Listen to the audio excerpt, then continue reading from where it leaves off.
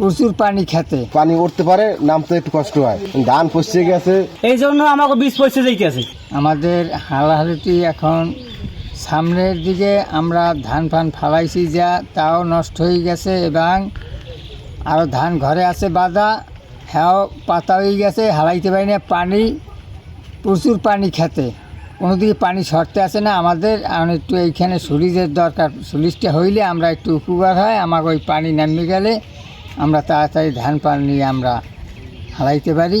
এত খেতে হয়েছে, ধান হালাইছে মানুষের, ধান ফান আমাকে ধান ফান তো নষ্ট হয়ে গেছে। তারপরে এখন বৃষ্টিতে আবার তলা হয়ে গেছে, এই 3-4 দিন তো আমার বৃষ্টি একালে বিল সব বেড়ে গেছে, আলু সব তলা হয়ে গেছে, সুলিশ নাই, পানি নামতে পারে না, পানি আটকে রয়েছে, আটকে থেকে তো ধান ফান সব নষ্ট হয়ে গেছে।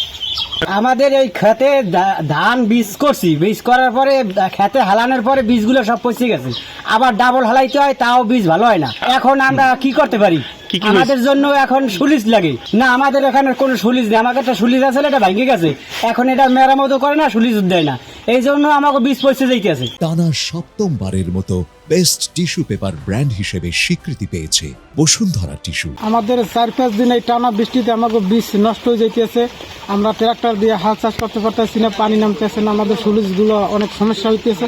আমাকে সুলিশটা একান্ত দরকার, আমরা এই বীজ নষ্ট হয়ে যেতেছে। আবার আপনার কোলা নামতেই পারতেছি না, আমরা ভিলেজে নামবো এরকম কোনো পরিস্থিতি নেই, আমার কাজ কাম সব বন্ধ হয়ে গেছে। 4-5 দিন যাবত বৃষ্টি পড়তে আছে, মানে বৃষ্টি কোনো থামার মতো কোনো লাইন নাই, খালি পড়তেই আছে। আমার রোয়া পাতা সব নষ্ট হয়ে গেছে, ধান ফালাইছি, ধান সব নষ্ট হয়ে গেছে, পানি নামুন জায়গা নাই, পুলিশ কালভার্ট ভালো না, রাস্তা মানে পানি উঠতে পারে, নামতে একটু কষ্ট হয়, ধান পচে গেছে, অনেক জায়গায় ধান আবার ফালান লাগবে, কিনে আল্লাহ জানে করতে পারি না, পানি আটকে রয়েছে, সব সাগরের মতো হয়ে রয়েছে জায়গাটা। টানা 3-4 দিন ভারী বর্ষণের কারণে আমাদের এই নীলগঞ্জের বিল তলিয়ে গেছে এবং কৃষকরা নানামুখী সমস্যা, অনেকেই বীজতলায় তারা বীজ বপন করার জন্য ধান ফেলিয়েছে, সে ধানগুলো তলিয়ে গেছে এবং অনেকেরই ধান ফালাতে পারছে না, সে ধানগুলো এখন ঘরে নষ্ট হচ্ছে।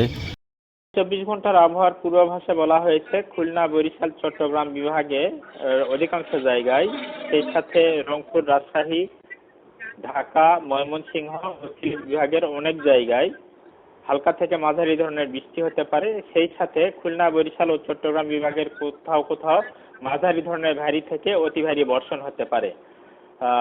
আমরা চট্টগ্রাম,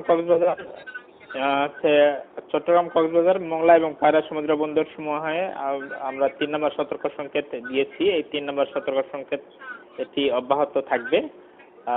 আর তারপরে হচ্ছে নদী বন্দর সমূহের জন্য বিশেষ করে খুলনা, বরিশাল, পটুয়াখালী, নোয়াখালী, কুমিল্লা, চট্টগ্রাম এবং কক্সবাজার অঞ্চল সমূহে যে নদী বন্দরগুলো আছে সেখানে 1 নম্বর সতর্ক সংকেত ইস্যু করা আছে।